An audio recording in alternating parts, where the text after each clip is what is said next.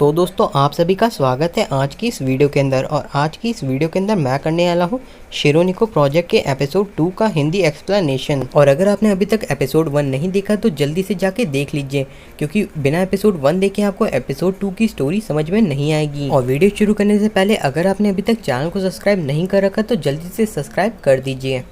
Episode की शुरुआत में हम लोगों को आयरिस को दिखाया जाता है, जो कि कहती है कि मुझे बहुत ही खुशी होगी अगर वर्ल्ड का बैलेंस बना रहेगा तो। फिर हमें छोटे से बच्चे को दिखाया जाता है जो कि कहता है कि हाँ हम लोग वर्ल्ड के बैलेंस को बना लेंगे फाउंडर ऑफ रूइन की ताकत से। फिर हमें फिर से आयरिस को दिखाया जाता है जो कि लड़ रही रहती है डार्कनेस से। फिर हम लोग को दिखाया जाता है कि सारे के सारे लोग भाग रहे हैं क्योंकि शहर के अंदर तबाही मच गई है। और फिर वो लोग मैजिक की मदद से सभी लोगों को कह देते हैं कि वो अपने घर से बाहर न निकले। और फिर हम लोग को आयरिस को दिखाया जाता है जो कि उड़ते हुए उस थ्रेड के पास जा रही रहती है। फिर हम लोग को पता चलता है कि शहर के ऊपर हमला करने वाला बाल नाम का एक ड्रैगन रहता है, जिसे वर्ल्ड की सेल्फिशनेस के नाम से जाना जाता है। और वो लाइट किंगडम और डार्क किंगडम दोनों को ही खत्म करना चाहता है। तभी वहाँ पे सारे के सारे मेजेस या जादूगर आ जाते हैं और फिर वो लोग अपने मैजिक की मदद से बाल के ऊपर हमला कर देते हैं। तभी वहाँ पे सारे के सारे नाइट भी आ जाते हैं और वो बो एंड एरो की मदद से उसके ऊपर हमला करते हैं, लेकिन बाल के ऊपर किसी भी तरह के हमले का कोई भी असर नहीं हो रहा था। अभी वहाँ पे एल्फ का लीडर आ जाता है और वो कहता है कि सभी लोगों को बचाओ, बाल को मैं संभाल लूंगा। और बाल उसे देखने के बाद कहता है कि मुझे डिसअपॉइंट मत करना। एल्फ का लीडर उसे एक केज के अंदर बंद कर देता है और वो केज लाइटनिंग मैजिक से बनी हुई रहती है, लेकिन बाल बहुत ही आसानी से उस मैजिक को तोड़ता हुआ बाहर निकल जाता है। एल्फ का लीडर भी बाल की ताकत को देख के हैरान रहता है और उसे समझ नहीं आ रहा था कि आखिर वो करे तो करे क्या। तभी वहाँ पे क्वीन आयरिस आ जाती है, वो काफी ज्यादा गुस्से में लग रही रहती है। तभी सीन शिफ्ट होता है और हम लोग को दो ब्लैक किंगडम के नाइट दिखाए जाते हैं। और व्हाइट किंगडम का नाइट कहता है कि तुम लोग यहाँ क्या कर रहे हो डरपोकों। तो वो लोग कहते हैं हम लोग कोई सोल्जर या नाइट वगैरह नहीं है, हम लोग नॉर्मल सिटीजन है। लेकिन तभी उन लोगों को कुछ होने लगता है और उन लोगों के ऊपर डार्कनेस काबू कर लेती है। और तभी वो दोनों नाइट और व्हाइट किंगडम के नाइट्स के बीच में फाइट होनी शुरू हो जाती है। दूसरी तरफ आयरिस भी बाल के साथ फाइट कर रही रहती है। वो काफी ज्यादा ताकतवर मैजिक वगैरह का भी इस्तेमाल कर रही रहती है, लेकिन बाल को कुछ भी नहीं हो रहा होता है।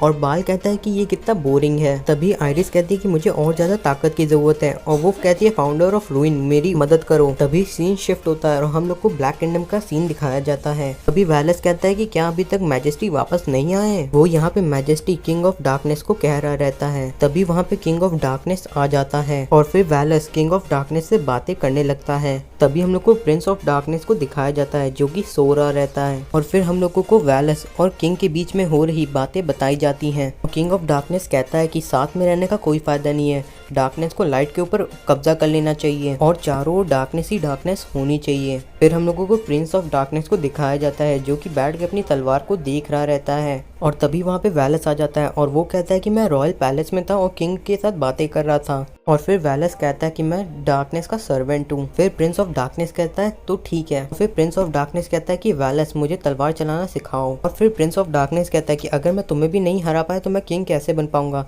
क्या मैं सच में बन पाऊंगा किंग। फिर वैलेस कहता है तुम्हें तो फार्मिंग भी नहीं आती। और फिर वैलेस कहता है कि क्या तुम पूरे के पूरे ब्लैक किंगडम को भूखा मारना चाहते हो। और वैलेस कहता है कि तुम मुझे बिना हराए भी किंग ऑफ डार्कनेस बन सकते हो। ये सुन के वो लड़का काफी ज्यादा खुश हो जाता है और वो कहता है क्या ऐसा सच में हो सकता है।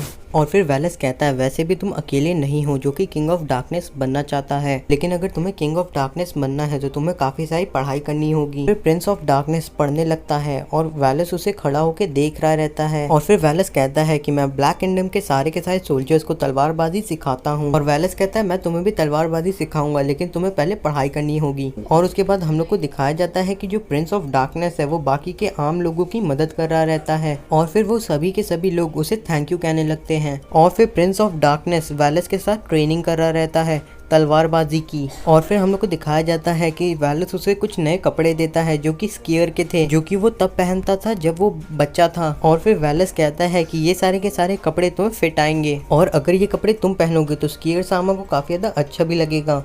और फिर सीन शिफ्ट होता है और हम लोग को एक लड़की को दिखाया जाता है जो कि कुर्सी के ऊपर बैठी रहती है और उसके साथ काफी सारे ब्लैक किंगडम के सिपाही भी रहते हैं। और वो कहती है कि मैं काफी ज्यादा थक गई हूँ। और फिर हम लोग को दिखाया जाता है कि उनकी ओर काफी सारे मैजिकल बीस्ट उड़ते हुए आ रहे रहते हैं। और उसके बाद वो लड़की कहती है कि मुझे इन सभी को सबक सिखाना पड़ेगा और वो एक झटके में ही उन सभी को मार देती है और फिर वो वापस जाने लगती है। तभी वहाँ पे एक दूसरा मैजिकल बीस्ट उस लड़की के ऊपर हमला करने वाला रहता है, लेकिन उस मैजिकल बीस्ट को प्रिंस ऑफ डार्कनेस मार देता है और उस लड़की को बचा लेता है। और फिर वो उससे पूछता है तुम ठीक तो हो ना? और फिर वो लड़की कहती है मैं ठीक हूँ। और फिर वो लड़का कहता है मुझे ये सुन के अच्छा लगा। और वो लड़की अपना नाम ग्रोजा बताती है और वो उससे पूछती है कि तुम कौन हो? और वो लड़का कहता है मैं हूँ प्रिंस ऑफ डार्कनेस। और उसके बाद वो जाने लगता है और वो उसे जाते हुए देख रही रहती है। और फिर हम लोग को दिखाया जाता है कि वो सभी एक होटल के अंदर बैठे हुए हैं और एक दूसरे से बातें कर रहे हैं। और उसके बाद ग्रोजा कहती है लगता है तुम्हें ये स्वॉर्ड काफी ज्यादा प्यारी है। और उसके बाद ग्रोजा उसे बताती है कि एक छोटा सा कंपटीशन होने वाला है सारे के सारे प्रिंस ऑफ डार्कनेस के बीच में,